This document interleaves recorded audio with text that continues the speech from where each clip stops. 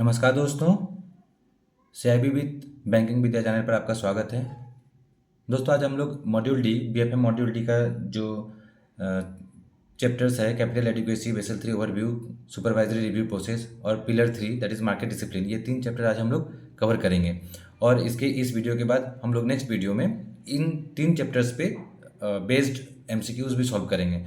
Friends, अगर आपने पिछला वीडियो नहीं देखा है, पिछला मॉड्यूल ए बी सी आपने कवर नहीं किया है और मॉड्यूल डी का जो बाकी दो चैप्टर कवर नहीं किया है, तो प्लेलिस्ट में जाके आप उन वीडियोस को देख के आप अपना पहले उन चैप्टर्स को क्लियर कर लीजिए। अब एग्ज़ाम का डेट आउट हो चुका है। आप लोगों को फोकस्ड वे में हर दिन 2 से 3 घंटे तैयारी करनी है ताकि आप वन गो में एग्ज़ाम को क्लियर कर सकें।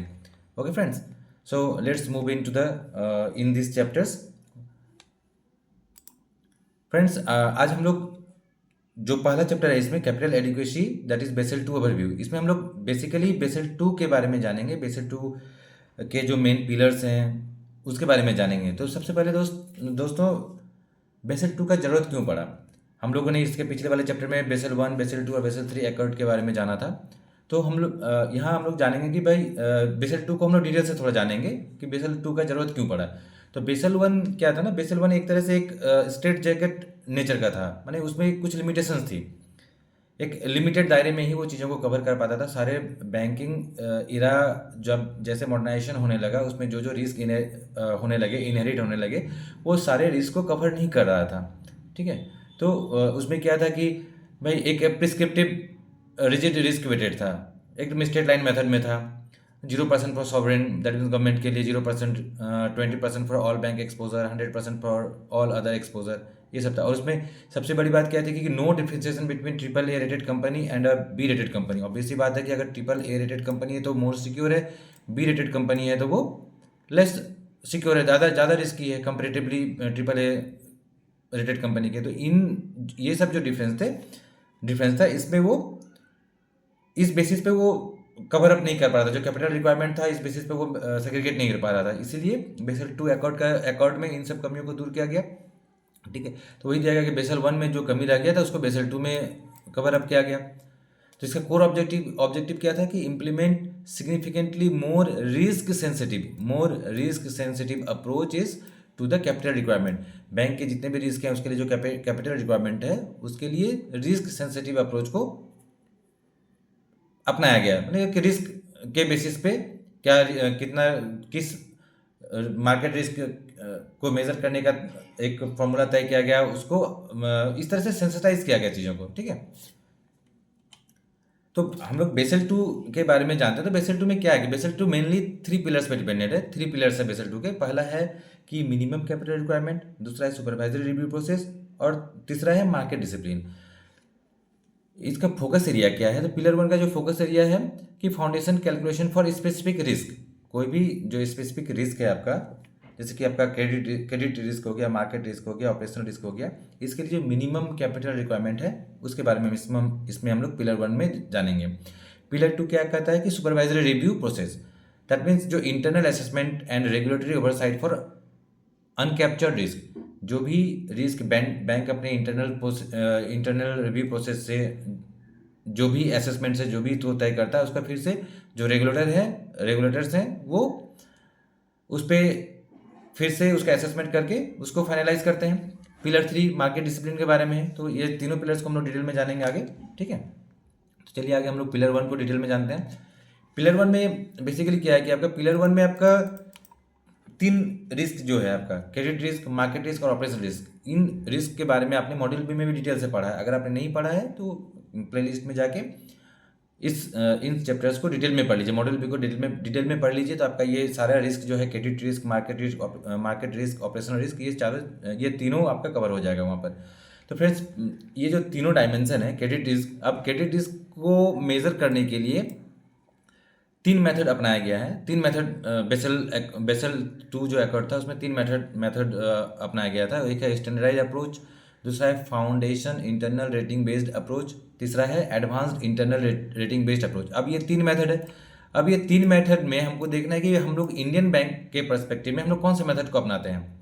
ठीक है, तो आरबीआई जो गाइडलाइन प्रोवाइड की है, उसमें जो हम लोग क्रेडिट रिस्क के लिए है तो इसमें हम लोग स्टैंडर्डाइज अप्रोच अपनाते हैं। जो पहला है स्टैंडर्डाइज्ड अप्रोच, ये हम लोग इंडियन बैंक्स के पर्सपेक्टिव में इस मेथड को अपनाते हैं।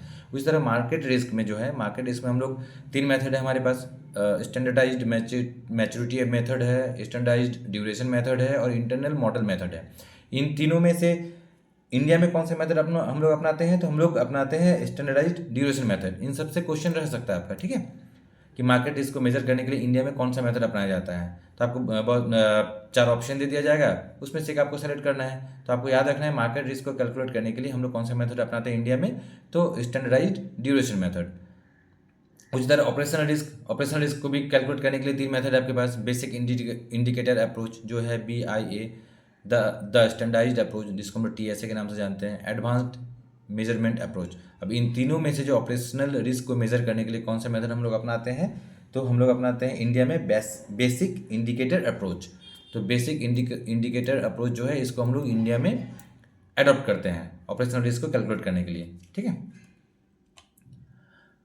वही चीज़ है जो हम लोग ऊपर पढ़े हम लोग कि RBI इंडियन बैंक के लिए कौन सा अप्रोच को सजेस्ट करता है, कौन सा RBI गाइडलाइन के अनुसार बैंक को कौन सा मेथड को अपनाना है। वही दिया हुआ है कि commercial banks in India are mandated by RBI to adopt the following specific approaches for pillar 1। Pillar 1 में जो हम लोग क्रेडिट रिस्क को कैलकुलेट करते हैं उसके लिए कौन सा अपनाते हैं, तो must adopt the standardised approach. ऐसे अभी आपको जो ऊपर पढ़ा है। और FIRB और ARB को हम लोग इंडिया में नहीं अडॉप्ट करते हैं।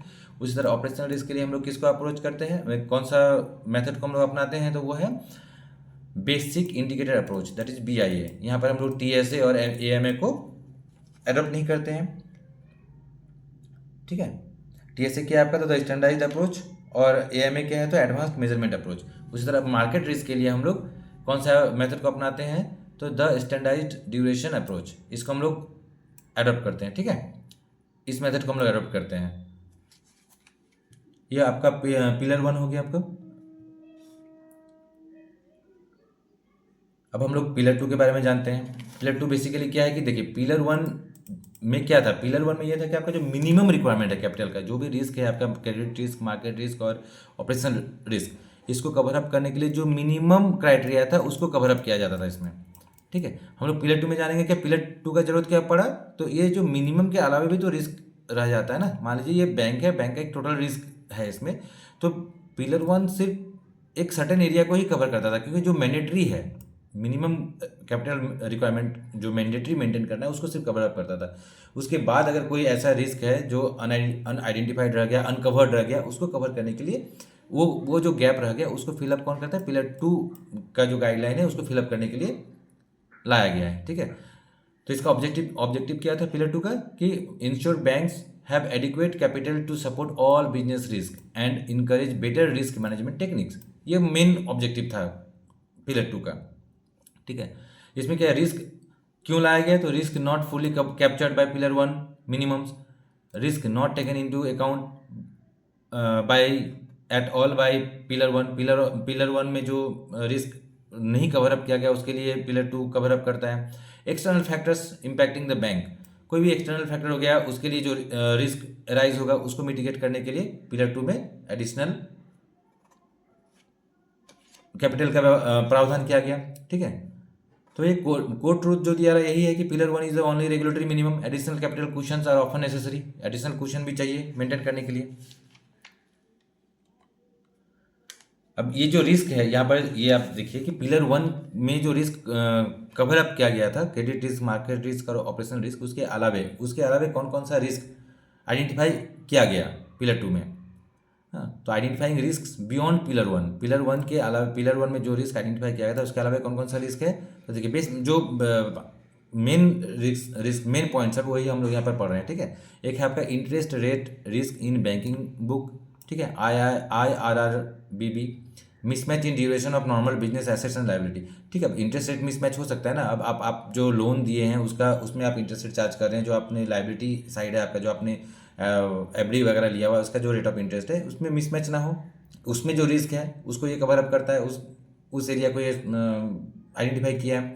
उसके बाद आपका क्रेडिट कंसंट्रेशन रिस्क, कोई किसी एक सेक्टर को आपने ज़्यादा लोन दे दिया, अगर वो सेक्टर पूरे इकोनॉमी में अगर कभी स्लो डाउन आया मान लीजिए आपने इंफ्रास्ट्रक्चर को या हाउसिंग को दे दिया एक ही सेक्टर में ज़्यादा एक्सपोजर हो गया आपका, कंसंट्रेटेड रिस्क हो गया, वो कंसंट्रेशन हो गया आपका, एक्सपोजर हो गया उसमें। अगर वो पोर्टफोलियो डाउन होता है तो आपका पूरा वो अगर सेक्टर डाउन होता है तो आपका पूरा पोर्टफोलियो डाउन हो जाएगा। उसी तरह लिक्विडिटी रिस्क है, इसमें हम लोग जाने थे कि पिछले चैप्टर में हम लोग पढ़े थे कि एसेट लाइबिलिटी में अगर मिसमैच हो गया, आपने कोई एफडी है आपका वो 1 साल में मैच्योर हो रहा है, कोई लोन है जो कि 2 साल में मैच्योर हो रहा है, तो आपको जो 1 साल में मैच्योर होगा एफडी उसको पैसा लौटाना है। तो आप अगर लोन आपका 2 साल में मैच्योर हो रहा है, पैसा आपके पास पूरा आ नहीं रहा है, तो आप कहाँ से लौटाइएगा, उस चीज़ को ये देखता है। रेपुटेशनल रिस्क है, strategic risk, model risk, mitigant risk, ठीक है। ये सब जो है पिलर 1 के अलावे ये सारे रिस्क को आइडेंटिफाई किया गया। इसके अलावा एक और रिस्क है जिसको आइडेंटिफाई किया गया, वो क्या था, सेटलमेंट रिस्क, ठीक है।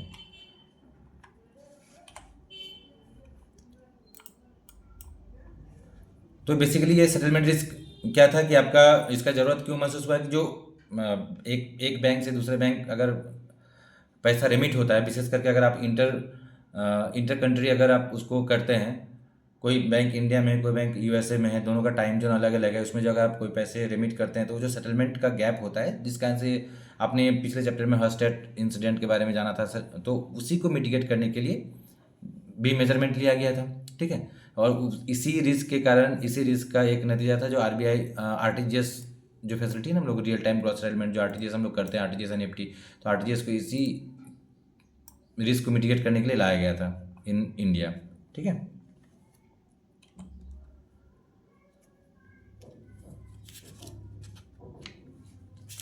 अब हम लोग जो सेकंड पिलर है इसका, दैट इज आपका सुपरवाइजरी रिव्यू प्रोसेस है।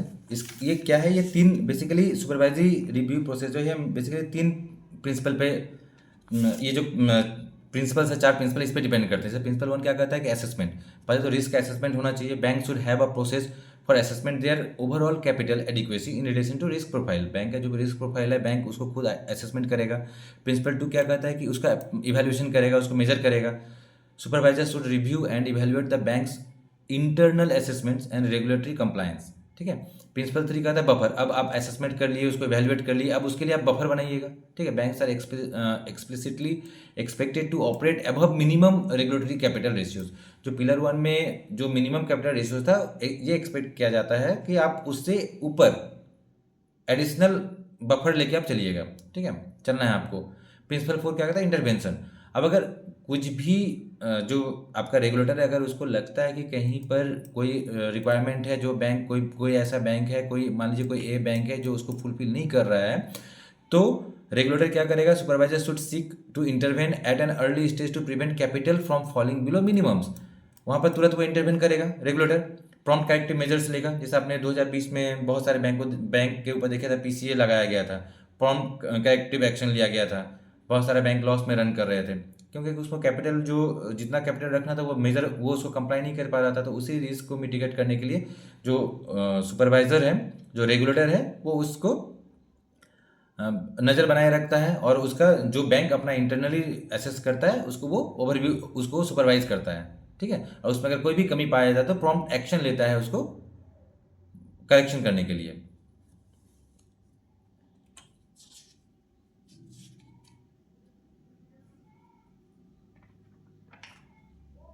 ठीक है, तो यहाँ पर क्या बोला है, dual responsibilities of pillar 2। Pillar 2 का दो वे में रिस्पॉन्सिबिलिटी है। क्या है, एक बैंक का इंटरनल रिस्पॉन्सिबिलिटी है और एक सुपरवाइजर का रिस्पॉन्सिबिलिटी है।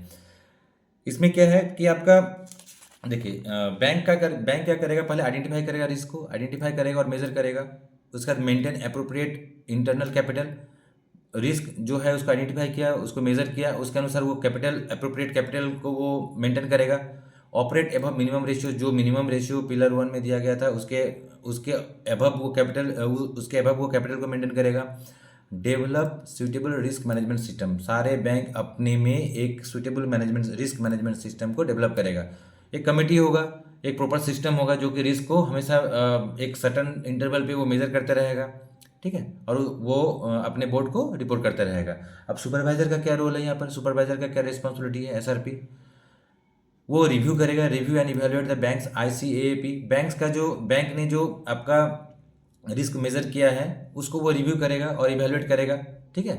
कि internal capital adequacy assessment process जो बैंक का है उसमें उन्होंने क्या मेजर किया है, कितना रिस्क आइडेंटिफाई किया है, कितना मेजर किया है, उसको वो इवेलुएट करेगा। नेक्स्ट क्या है, take appropriate action if unsatisfied. अगर बैंक जो मेजर लिया है, कोई भी पर्टिकुलर बैंक है, अगर वो कोई मेजर लिया है, अगर उसको ओवरव्यू करने के दौरान रेगुलेटर को लगता है, सुपरवाइजर को लगता है कि नहीं इसमें कुछ कमी है, अनसेटिस्फाइड सेटिस्फाइड है वो, तो वो क्या करेगा, उस पर अप्रोप्रिएट एक्शन लेगा और उसको तुरंत करेक्टिव मेजर्स लेगा और उसको रेक्टिफाई करेगा। Require bank to hold capital in excess of the minimum if necessary. अगर ज़रूरत महसूस होता है तो बैंक को इंस्ट्रक्शन भी देगा कि भाई आप कैपिटल, एडिशनल कैपिटल को मेंटेन करिए। Require rapid remedial action in capital drops. वही चीज़ बताया आपको, जो अगर किसी कोई भी कैपिटल है, टायर 1 टायर 2 कैपिटल, अगर किसी में कोई बैंक कंप्लाई करने से फेल हो जाता है, अगर उसमें कंप्लाई नहीं हो पाता है, ठीक है, तो इन दैट केस सुपरवाइजर क्या करेंगे, सुपरवाइजर का रिस्पॉन्सिबिलिटी है कि उसको वो रिमेडियल एक्शन लेंगे, करेक्टिव मेजर्स लेंगे इस केस में, ठीक है। ये आपका गवर्नेंस स्ट्रक्चर दिया हुआ है कि जो बोर्ड ऑफ डायरेक्टर है बैंक का, सीनियर मैनेजमेंट है, उसका क्या रोल है, इंडिपेंडेंट कंट्रोल ऑडिटर्स है, उसका क्या रोल है, ठीक है, ये सब है।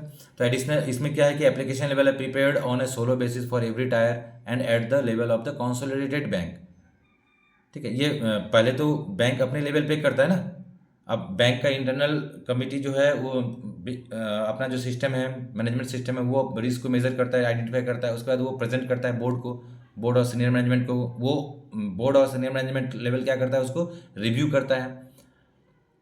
Board reviews the outcome of आईसीएपी। यहाँ पर एक चीज़ है कि बोर्ड जो आईसीएपी है, आईसीएपी हम लोग पढ़े थे अभी पिछले में स्लाइड में, कि आईसीएपी क्या, internal capital adequacy assessment process. इसमें जो भी मेजरमेंट लिया गया, जो भी आइडेंटिफाई रिस्क को किया गया, ठीक है, वो अपने बोर्ड ऑफ डायरेक्टर को बताएगा। अब बोर्ड ऑफ डायरेक्टर क्या करेगा, उसको ओवरव्यू करेगा, ओवरव्यू करेगा। और कब करेगा, तो board reviews the outcome of ICAAP at least once a year, यानी एक साल में एक बार वो जरूर रिव्यू करेगा। जो आईसीएपी जो भी रिपोर्ट देगा उस पर वो अपना रिव्यू करेगा, ठीक है। उसके बाद इंडिपेंडेंट और कंट्रोल ऑडिटर्स हैं। इंडिपेंडेंट ऑडिटर है वो अपना मेजर करेगा चीज़ों को, ठीक है। इसमें क्या है, कोर रिक्वायरमेंट क्या है, must include stress test and scenario analysis guided by the principle of professionality, frequent monitoring by independent control areas and internal external auditors, ठीक है। तो बेसिकली यही कि दो तरह का एक चीज़ हो गया, एक होगा बैंक का इंटरनल हो गया और दूसरा हो गया जो आपका सुपरवाइजर है। ये बैंक अपना मेजर करके सारा रिस्क मेजर करेगा, आइडेंटिफाई करेगा, उसको कितना कैपिटल मेंटेन करना वो करेगा, उसको रिव्यू करेगा, जो भी रेगुलेटर है वो रिव्यू करेगा, और अगर सेटिस्फाई हुआ तो ठीक है, अगर सेटिस्फाई नहीं हुआ तो करेक्टिव मेजर लेगा, ठीक है। अब आता है आपका पिलर 3। पिलर 3 क्या था आपका, मार्केट डिसिप्लिन, ठीक है। तो bank should provide all disclosures. Market discipline में क्या है, तो bank should provide all disclosures prescribed under pillar 3 both qualitative and quantitative at the end of March every year with annual financial statement. March जब भी annual financial statement declare करता है, उसके साथ साथ वो सारे नॉर्म्स, सारा जो भी उसका डिस्क्लोजर्स है उसको मार्केट के सामने रखेगा, ठीक है, सारे पार्टिसिपेंट्स के सामने रखेगा, सारी इन्फॉर्मेशन को वो डिस्क्लोज करेगा। इसका कोर गोल क्या है, तो enhance disclosure so market participants can assess key information and make informed investment decisions. अगर कोई भी कंपनी है, हमारे केस में बैंक है, बैंक अपना जब भी मार्च के बाद जब भी अपना पूरा फाइनेंशियल स्टेटमेंट प्रेजेंट करता है, उसके साथ साथ वो सारे की इन्फॉर्मेशन को वो डिस्क्लोज करेगा ताकि एक ट्रांसपेरेंसी बना रहे।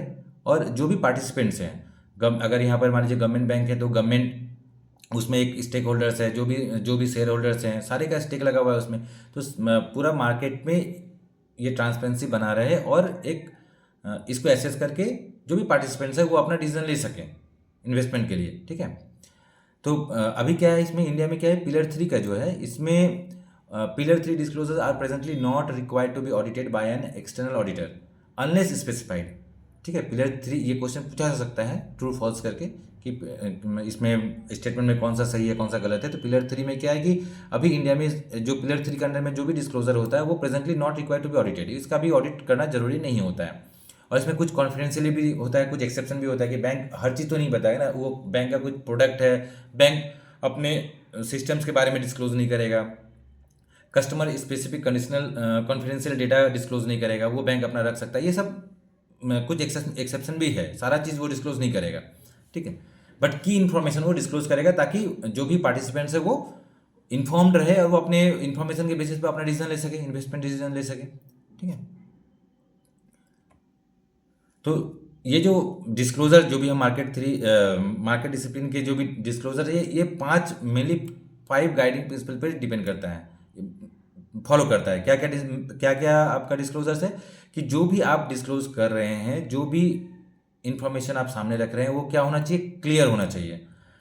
प्रिंसिपल 1 क्या कहता है, डिस्क्लोजर शुड बी क्लियर, जो भी आप डिस्क्लोज कर रहे हैं वो क्लियर होना चाहिए, कंप्रिहेंसिव होना चाहिए, सारा सारा चीज़ कवर करना चाहिए। Disclosure should be comprehensive, meaningful होना चाहिए, ठीक है। Disclosure should be meaningful to users, जो भी पार्टिसिपेंट्स है उसके सामने वो मीनिंगफुल होना चाहिए, ऐसा नहीं कि कुछ भी इंफॉर्मेशन उठा के दे दिए। कंसिस्टेंट होना चाहिए, ठीक है। Disclosure should be consistent over time, ठीक है। ऐसा नहीं कि एक बार दिए 5 साल बाद दे रहा है, ऐसा नहीं, वो कंसिस्टेंट होना चाहिए। हर फाइनेंशियल ईयर के बाद आप जब भी प्रेजेंट करते हैं उसके बाद वो देना चाहिए आपको, और कंपेरेबल होना चाहिए। प्रिंसिपल 5 क्या कहता है कि ये अक्रॉस बैंक जो है कंपेरेबल होना चाहिए। Disclosure should be comparable across bank, जितने भी बैंक ऑपरेट कर रहे हैं वो सारा जो इन्फॉर्मेशन दे रहा है वो कंपेरेबल होना चाहिए एक दूसरे के में, तब ना आप जो भी पार्टिसिपेंट्स है वो इन्वेस्टमेंट डिसीजन जो भी लेंगे वो कंपेयर करके ले सकते हैं ना। चलिए, तो ये बेसिकली यही था आपका आज का जो आप, हाँ, इसमें एक बेसिकली और एक चीज़ जानना था आपका, जो डिस्क्लोजर थ्रेशोल्ड्स है ना, इसमें एक क्राइटेरिया है कि banks with capital funds of ₹100 crore और more should make interim disclosures on the quantitative aspects on a stand alone basis on their respective website as at end of September each year. मैंने जो 100 crore capital fund जिसका भी 100 करोड़ और मोर है, 100 crore above है, वो उसको सितंबर एंड तक हर साल सितंबर एंड में वो अपना डिस्क्लोज करता है, ठीक है। तो टायर 1 जो 100 करोड़ एंड अबव है वो क्या करता है, banks with capital funds of ₹100 crore and more, banks with capital funds 100 crore और more interim quantitative disclosure on website at the end of September each year. तो ये पूछा जा सकता है कि जो banks with capital funds with 100 crore और मोर शुड जब एंट्रीम डिस्क्लोजर करता है वो कब करता है, तो वो सितंबर, हर साल सितंबर के एंड में करता है, ठीक है। वो उसका जो है स्टैंड अलोन होता है। और जो बैंक है उसका कैपिटल, अगर किसी बैंक का कैपिटल 500 करोड़ एंड अबव है तो उसका क्या है कि must disclose tyre 1 capital, total capital, required capital and capital adequacy ratios on A quarterly basis on their website. वो क्वार्टरली बेसिस पे करता है, ठीक है। Total requirement capital and tyre 1 ratio and total capital adequacy ratio on A quarterly basis on their respective website, ठीक है।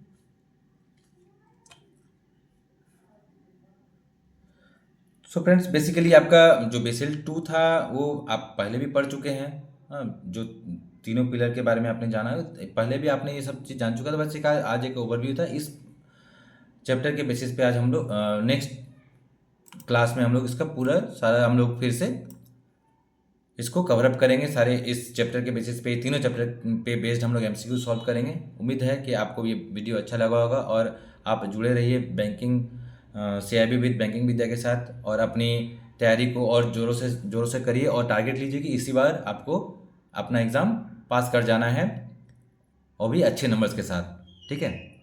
Okay friends, thank you for watching.